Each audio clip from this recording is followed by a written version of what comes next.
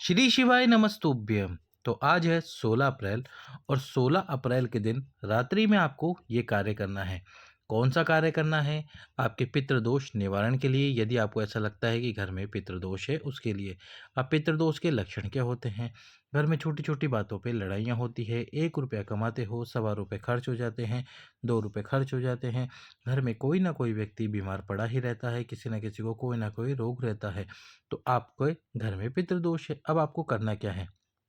यानी कि पितृदोष का मतलब ये होता है कि आपके जो पितृ हैं वो आपसे प्रसन्न नहीं है किसी भी रीज़न से। तो अब आपको उनको प्रसन्न करना है।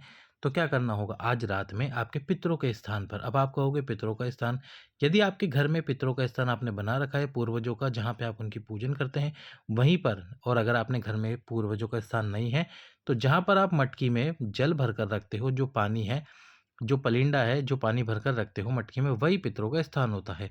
वहाँ पर आपको क्या करना है? एक कटोरी में थोड़े से चावल रखने हैं और उसमें रखने हैं 2 लौंग।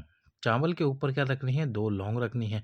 अब इस कटोरी को और साथ में रखना है यहीं पर 1 कलश जल, और उस 1 कलश जल में आपको डालने हैं 7 चावल के दाने। क्या डालने हैं? 7 चावल के दाने। 7 चावल के दाने उस कलश में डाल देने हैं और उस कलश को ढककर आज शाम को प्रदोष काल में रख देना। और उस कटोरी में भी चावल के दाने और ऊपर 2 लौंग रखकर रख देना आपके पितरों के स्थान पर। अब अगले दिन आपको जाना है कहाँ पर? भगवान शंकर के मंदिर में। शिव जी के मंदिर में जाना अमावस्या के दिन, यानी 17 अप्रैल को।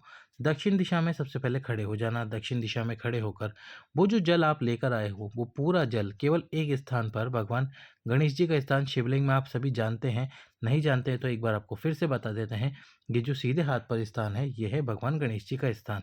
ये वाला गणेश जी का स्थान है। यहाँ पर वो 1 कलश जल जो आप लेकर आए हो, जिसमें 7 चावल के दाने आपने डाल रखे हैं, वो 7 चावल के दाने वाला कलश का जल आप पूरा का पूरा जल केवल गणेश जी वाले स्थान पर ही समर्पित कर देना और प्रार्थना करना कि आपके पितृ प्रसन्न हो। इसके बाद में जो आपके पास में कटोरी है और जिसमें आपने लौंग रख रखी है, उस कटोरी के चावल और लौंग वो भी आपको ये गणेश जी के स्थान पर मयूर ध्वज गणेश के नाम से, कौन से? मयूर ध्वज गणेश का नाम लेकर आप ये समर्पित करना और प्रार्थना करना गणेश जी से कि हे गणेश जी, मेरे पितृ प्रसन्न हो, हमारे घर से पितृदोष समाप्त हो।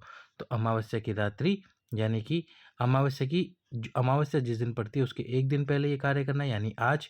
और अमावस्या वाले दिन आपको ये समर्पित करके आना है भगवान शंकर के शिवलिंग में, गणेश जी वाले स्थान पर।